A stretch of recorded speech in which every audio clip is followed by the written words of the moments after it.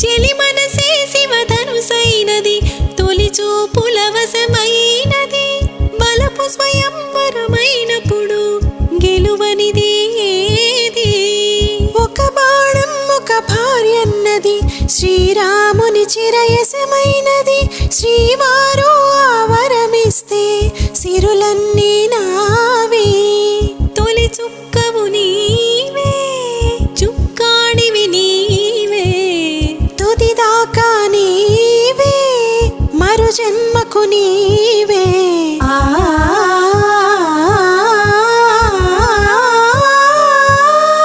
రాముడు అనుకోలేదు జానకి పతి కాగలనని ఆనాడు